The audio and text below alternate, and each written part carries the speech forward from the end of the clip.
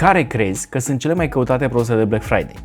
Te las un minut să te gândești, pentru că sunt sigur că deja ai în minte cel puțin 3 sau 4 pe care vrei să le cauți anul acesta, să vezi dacă le găsești la reducere. Dar pe scurt, acestea sunt televizoarele, smartwatch-uri, smartphone-uri și electrocasnice.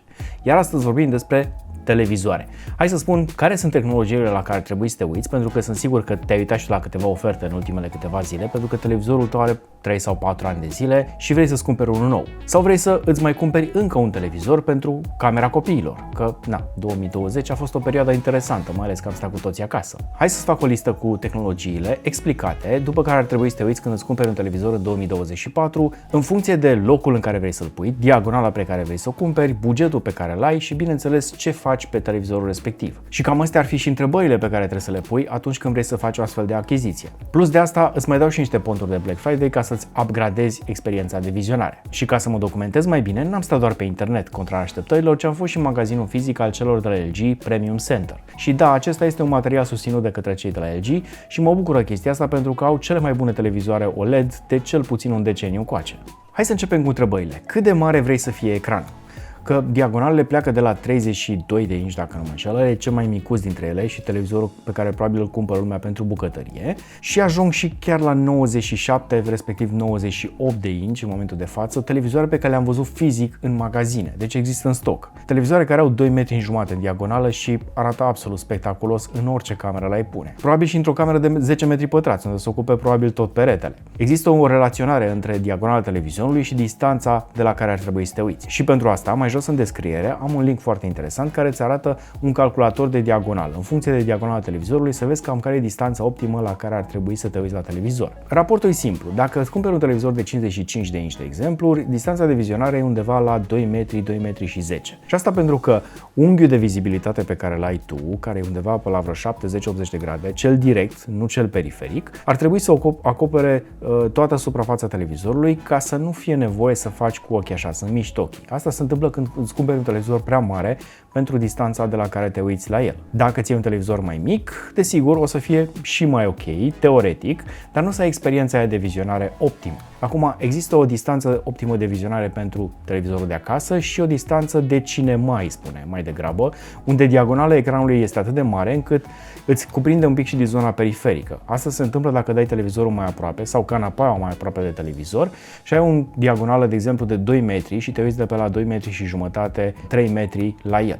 Este ok, doar că după vreo 2 ore o să simți poate că ești puțin obosit, tocmai pentru că ochii se mișcă destul de des ca să acopere toată suprafața televizorului. Așadar, ghidează-te după linkul de mai jos, după calculatorul de mai jos, care este făcut de niște profesioniști care asta fac, testează foarte multe ecrane. Acum, recomandarea mea este să alegi un ecran cu cel puțin 10 inch mai mare decât ce ai avut anterior, pentru că asta îți va face upgrade-ul de experiență. Așa o să te simți mai bine și o să vezi că te obișnuiești foarte repede și cu diagonala aia. Iar pentru asta, într-adevăr, n-ar trebui să ai o mobilă care îți acoperă tot televizorul, știi, din aia mobilă de sufragerie, cum îi spune, care acoperă tot și în sus pui bibelouri și cărți și așa mai departe. Scapă de ea și ia-ți o consolă lungă care să fie pe peretele pe care ai televizorul și pui televizorul pe ea sau deasupra lui, de exemplu, pentru că îți recomand mai degrabă să-l montezi pe perete. Asta ca să te poți asigura că înălțimea de vizionare este optimă. Uite, de exemplu, cum am uitat la televizoarele de 97 și 98 de inch din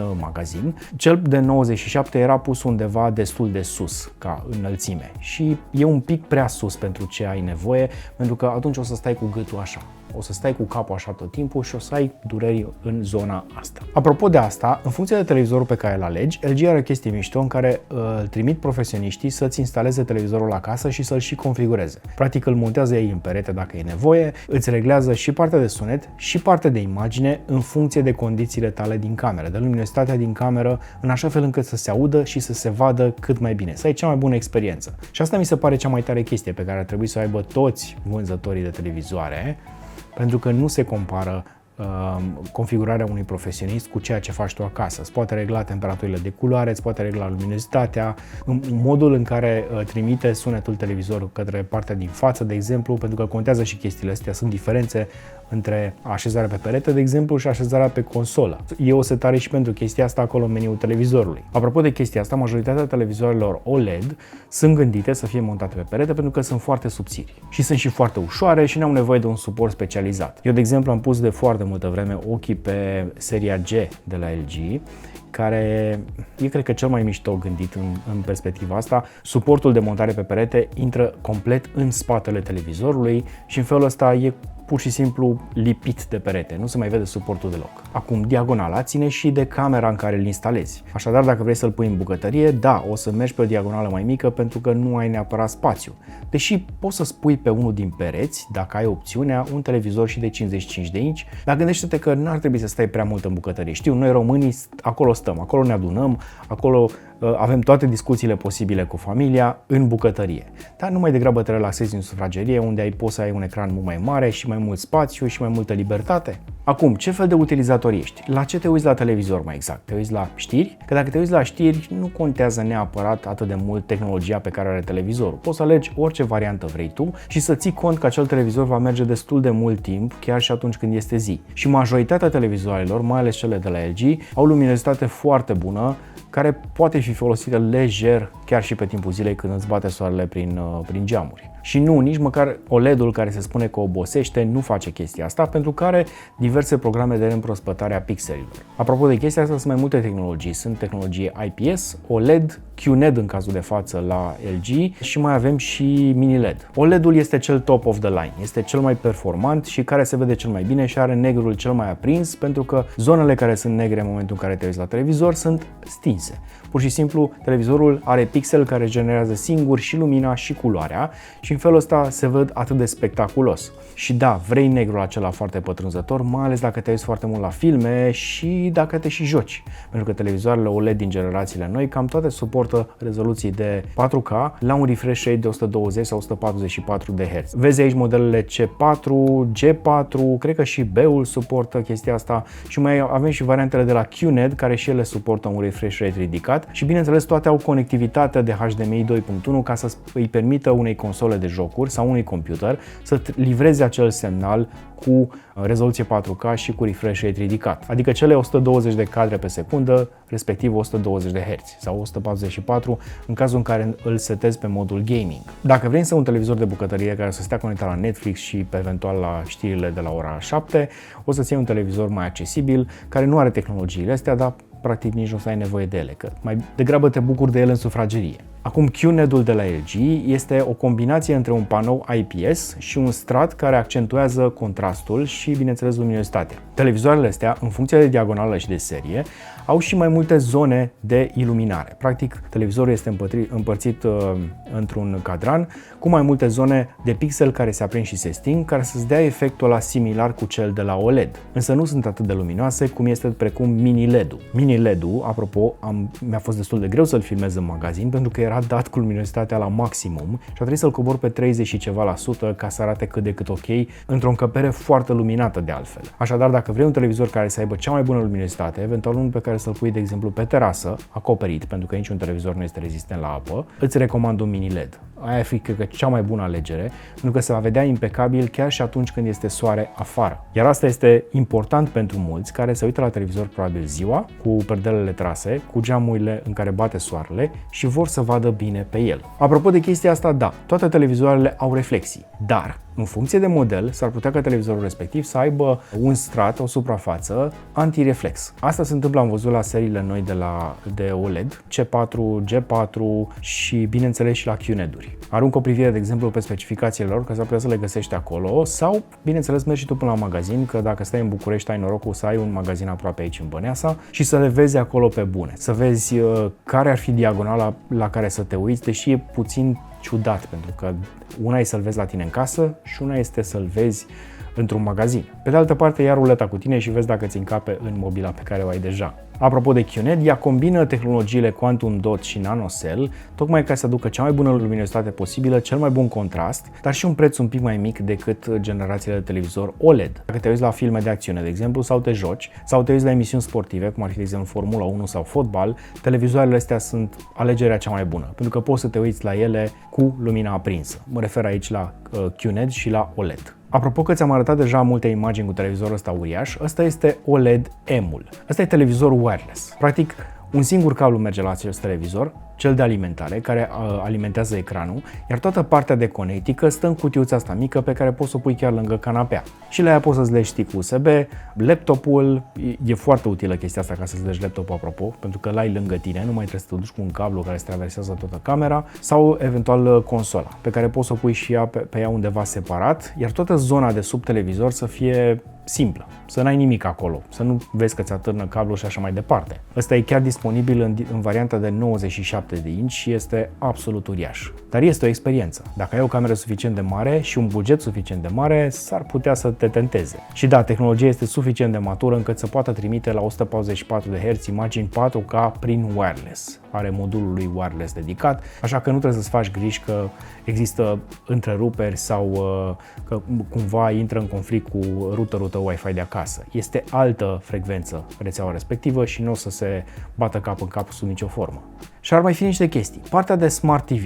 N-am vorbit despre ea pentru că în cazul LG sunt puține lucruri de spus. Și asta pentru că toate televizoarele din gama lor, indiferent de diagonală sau de prețul la care îl cumperi, au sistemul de operare WebOS, care îți permite să-ți conectezi căștile, să-ți trimiți informații prin Cast sau prin AirPlay, toate au funcțiile astea, și să folosești toate aplicațiile de genul Max, Disney+, Netflix, Amazon Prime sau orice aplicație ale televiziunilor, pentru că majoritatea dintre ele au așa ceva, ca să poți să vezi episoadele în avans, de exemplu, sau alte filme pe care nu le poți vedea în mod normal pe televizor, le-au integrate. WebOS este un ecosistem care funcționează de foarte mulți ani în varianta asta, în care acoperă toată gama de televizoare. Nu există televizor non-smart. Și chiar și cele foarte mici și foarte accesibile care au rezoluție Full HD merg și ele cu WebOS. Și asta pentru că ăsta n-ar trebui să mai fie un diferențiator în 2024 dacă ții un televizor smart sau non-smart. Toate sunt smart. Poți să uiți de chestia asta. Cel puțin în cazul celor de la LG. Ar mai fi și extremele. Ar fi televizorul ăsta 8K de 98 de inci, care este absolut surprinzător ca imagine. Din păcate nu avem însă conținut 8K. Doar dacă ai tu un PC foarte puternic și poți să faci upscaling la filmele pe care le ai deja, sau probabil vrei să fii tu înaintea trendului și îți cumperi un televizor care să zici că este compatibil cu tot ce o să apară în următorii 10 ani. Asta este una dintre variante, într-adevăr, deși la interior, cu cât crești mai mult în diagonală și în rezoluție, televizorul vine cu un procesor care face chestia asta, face upscaling. Dar dacă imaginea de pe televizor este 720p, nu te poți aștepta la o calitate extraordinară atunci când mărești pixelii de vreo 16 ori. Și unul dintre sfaturile pe care le dau cel mai des este că dacă vrei să te bucuri de experiență foarte bună în fața unui televizor, ar trebui să ții un sistem de sunet dedicat. Sunt multe soundbar-uri pe care le-am văzut și care sunt compatibile mai ales cu televizoarele de la LG, la ei în magazin, care vin și cu subwoofer, și ar trebui să mergi măcar pe o variantă de genul ăsta, pentru că fizica nu poate fi depășită în momentul ăsta. Dimensiunea difuzorului contează, mai ales pentru zona de bas și, bineînțeles, pentru zona de medii. Dacă ai mai multe difuzoare într-un soundbar, vei avea un sunet mult mai bun decât cele de jos, care lovesc în jos, mai ales atunci când îl montezi pe perete. Ai nevoie de spațialitate, ai nevoie de niște difuzoare să-ți arunce sunetul în tavan sau în pereți pentru senzația aia de Dolby Atmos și, bineînțeles, de un subwoofer care să te facă să simți filmul mai bine. Sigur, nu o să ajungi probabil la varianta de cinema. În schimb, gândește-te când îți cumperi un televizor, bugetează și un astfel de dispozitiv, pentru că o să te bucuri mult mai mult de el dacă ai sunetul mai bun. În audio-video se spune că sunetul contează cel puțin 51% din tot clipul. Dacă i-aș înregistra, de exemplu, acum cu microfonul de pe cameră, nu prea te-ai mai uitat la video ăsta pentru că te-ar deranja, te-ar zgâria pe urechi. Ca să recapitulăm, dacă vrei cea mai bună calitate a imaginii, ia-ți un OLED. Asta este clar, unul din seria B, C sau poate chiar G-ul, care poate fi montat foarte discret pe perete. Dacă vrei, de exemplu, o diagonală foarte mare și calitate foarte bună a imaginii, îți mai rămâne de ales doar M-ul, probabil, care este aproape la 2,5 m. Dacă vrei să te uiți la filme, dar vrei să te uiți și la sport și să fie destul de luminos, îți iei eventual un televizor din seria QNED. Dacă vrei, de exemplu, televizor pentru camera copiilor, pentru bucătărie, atunci o să alegi o diagonală mică și nu mai contează toate aceste aspecte, că mult o să tragi cu privirea la el, nu o să stai să te uiți tot constant și ține foarte mult cont de locul în care îl așezi și, bineînțeles, de sistemul de sunet, dacă vrei să ai cea mai bună experiență. Dacă ai orice fel de întrebare, m-am jucat cam cu toate televizoarele LG de anul acesta. Lasă un comentariu mai jos în secțiunea de comentarii și îți răspund cu mare drag. Și dacă ai un prieten care este nehotărât de ce televizor să-și cumpere, dă-i share acestui video și cred că o să-l lămurești. Sau ia-l de mână dacă ești în București și dați o fugă până în magazin ca să le vedeți pe toate acolo în carne și oase. De fapt în diode și în tranzistori. Asta e singura mea glumă pe ziua de azi, promit. Sper că ți-a plăcut acest video. Dacă da, dă-i un like, dă-i un share, iar noi ne vedem data viitoare. Numai bine!